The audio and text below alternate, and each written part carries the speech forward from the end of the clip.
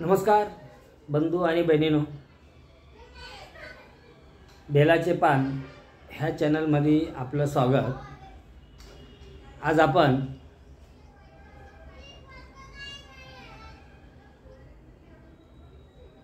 जे फळ दिसतंय हे फळ भाजीमध्येच मानले गेले, तर हे गाजर आहे। या गाजरमध्ये आपल्याला जे आपल्या शरीराला म्हणजे लागणारे पोषण तत्व आहेत हे भरपूर प्रमाणात भेटतात। असे हे गाजर आहे, याच्यामध्ये औषधी गुण देखील भरपूर प्रमाणात आहे। तर याची आपण कुठल्या आजारात आपण कशा पद्धतीने वापरू शकतो याची आज माहिती घेऊया।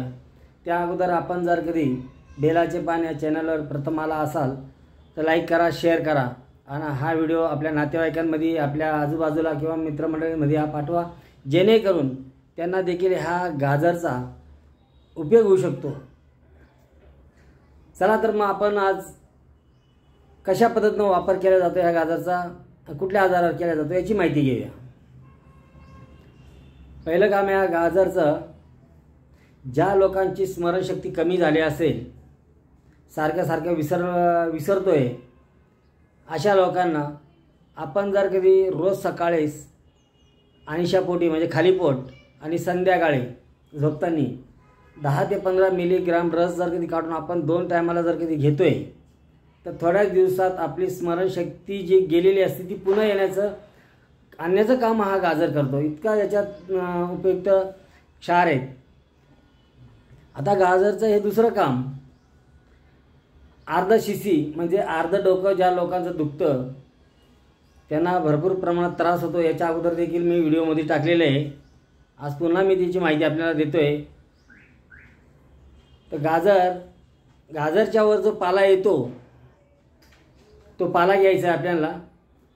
त्याला आपल्या गावठी गाईचं जे तूप असतं ते तूप दोन्ही बाजूंना लावून घ्यायचं, गरम करायचा तो पाला, आणि जे पानं आपण गरम केलेले असतात ते तव्यावर गरम करून सनी त्याचा रस काढायचा आहे। 2 थेंब दोन्ही बाजूच्या कानात टाकायचा आणि नाकात 2 थेंब जर कधी आपण असं 2 ते 3 दिवस केलं तर अर्धा शिशीचा हा उपद्रव जो माणसाला झालेला असतो हा सुद्धा पूर्ण निघून जाण्यास मदत करणारा हे गाजर इतकं प्रभावी आहे। आता बहुतेक लोकांना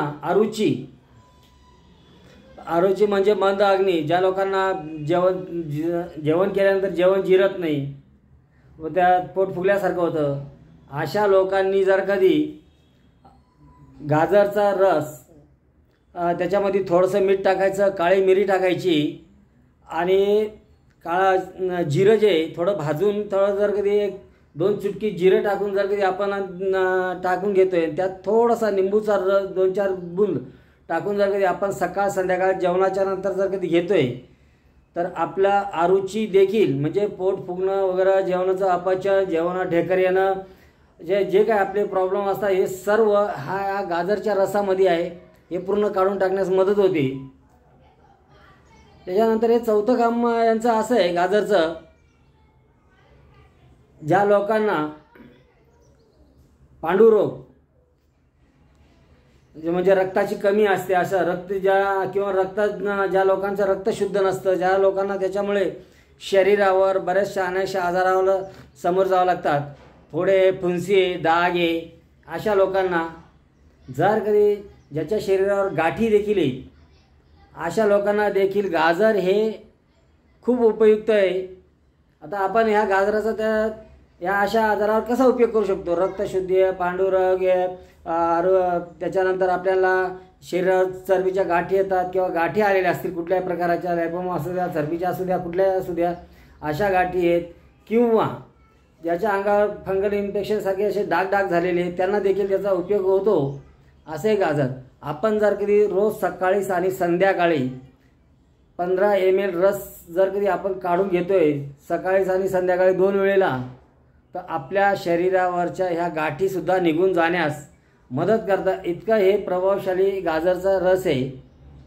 आता सर्वात महत्त्वाचं काम, ज्या लोकांना कॅन्सर आहे अशा लोकांनी, कॅन्सर मग तो कुठलाही असू द्या, स्तनाचा कॅन्सर, हृदयाचा कॅन्सर किंवा लिव्हर कॅन्सर किंवा गर्भाशय थैलीचा कॅन्सर, कुठलाही कॅन्सर, थ्रोट कॅन्सर, असा कुठलाही कॅन्सर असेल, अशा लोकांनी रोज सकाळी आणि संध्याकाळी जर कधी 15-15 ml रस जर कधी आपण सकाळ आणि संध्याकाळ जर कधी घेतोय, सकाळ आणि जास्त प्रमाणात कॅन्सरचा प्रॉब्लेम असेल सकाळ, दुपार, संध्याकाळ 3 टायमाला जर कधी घेतला तर आपल्या कॅन्सरचे सेल्ससुद्धा थांबवण्याची क्षमता ह्या गाजरमध्ये आहे. इतकं प्रभावशाली हे गाजर आहे. तर आपल्याला मित्रांनो, व्हिडिओ जर कधी आवडला असेल तर लाईक करा, शेअर करा, सबस्क्राईब करायला विसरू नका आणि बेल आयकॉनचं बटन दाबा. नमस्कार.